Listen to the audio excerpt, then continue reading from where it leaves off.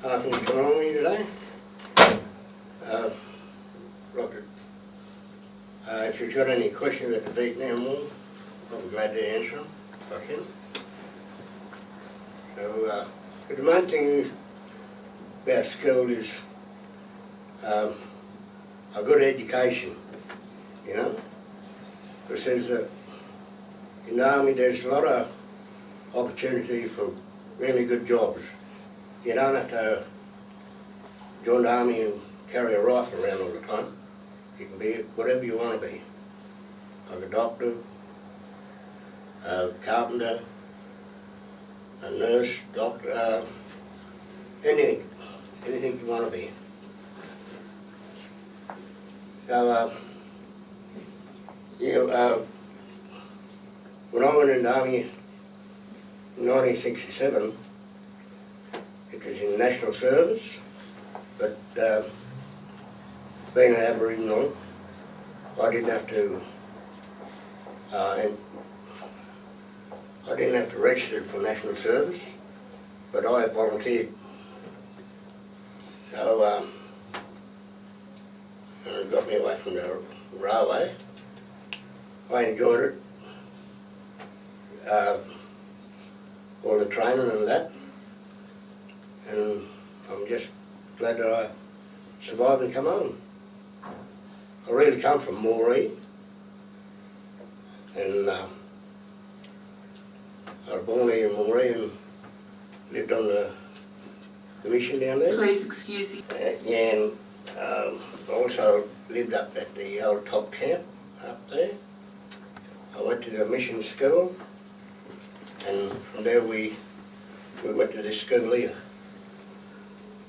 It was the old school then, and from there we just left school and worked around the place. I didn't have a very good education, so I just worked as a labourer. But if I had a good education, I could have really done something, you know. Could have got a good permanent job, highly paid. But that's the way things go. And so if you've got any questions about Vietnam? Anything? Anything? Yeah. Were the Indigenous Australians treated any differently compared to the white population? Big part. Were the Indigenous Australians treated any differently in the war compared to the white population? No. See, when you're over there with a dark person, you are his best buddy. He looks after you, so you won't get shot, and I look after you. Yeah? You're the best of friends in the army, especially in the infantry. So, what infantry, so you were in the infantry, were you? Bagpipe? Were you in the infantry? Or? Yeah. Yep. Yeah. And what medals did you get? Well, these are the 6 medals that I got. Yep. This one here, that was for the frontline service. I think because I was a forward scout. This is the Vietnam campaign medal. Well, I just forget what that. This one's national service. That's the one there, the red one, white one. I've got a question. When you say you were a forward scout, what did that mean? What did you do? Well, a forward scout is a person who goes out in front. Right. He's about 20-25 yards out in front, and well, if they got an ambush, well, you know, Yeah, you were the first one that would be seen. not necessarily, Okay. because you see, just take this for instance. So this is my platoon here. Yeah. I'm out here, going this way, and say if we're walking into an ambush, well, it's only common sense. Why shoot one bloke when they can get... Okay, so they'll go for the big mob. Yeah. Oh, okay. Were you ever ambushed? Yeah.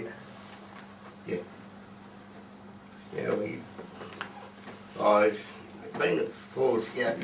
I can usually pick up signs, you know, like tracking. What did your family say when you joined the army? Well, I was working on the Queensland Railway at the time, and they didn't know. How did they react when they found out? Well, you know, different feel, but my grandfather, he fought in the First and the Second World War, and I said, no, I said, I just want to be like him. Did you lose many of your friends in the war?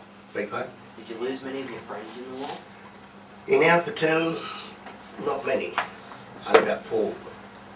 But in our company, we lost about 18, I suppose, which is pretty good, because you see the Americans, they lose, say 40, 50 every time, you know.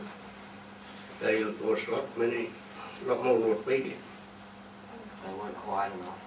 No, they weren't. I'll tell you, the American soldiers, they're not what they are on TV. So I remember one day over there, so you see a party was a creek, the Yanks are on this side, and we's on this side, and you might have seen some Americans with them big waltzes, you know, blasting like anything, up at their ear. The boom boxes. They had one of them in there, carrying them. And I said to my major, I said, Major, let's get the hell away from these fellas, they'll get us all killed. You know, they can hear you coming from miles away. So they rode the high horse and thought themselves too great. Beg pardon? They rode the high horse and thought themselves too great. The American. Yeah. Aside from being a scout, were there any other jobs that you had to do?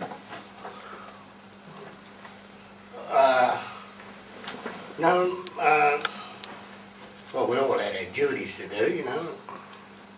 Yes. My main job was to concentrate on what's in front of me, on the side, you know, if there's any booby traps or tripwires, or, you know, if anything's out of the ordinary, I can pick it up easily. Did you ever make some traps by yourself? Big one. Did you ever make some traps by yourself? Oh yeah. When we set ambush, yeah, we did, yeah. When the war finished, did you keep yourself on your head Yeah, I did. One of my mates, he was my machine gunner. He pulled into Boggabilla and seen me, and he lives in Western Australia. He's travelling around Australia. He pulled in there and seen me, and I got another bloke down in the Blue Mountain. He come up and seen me a couple of times too. Yeah. And I get Christmas cards from about a dozen other mates, all from my platoon, my sergeant, and, you know. Sorry, you go. Do you ever have any flashbacks or Yeah. dreams about what happened? Yeah. Not now. Or sometimes I get them now, but when I first come home, they're really bad. You know?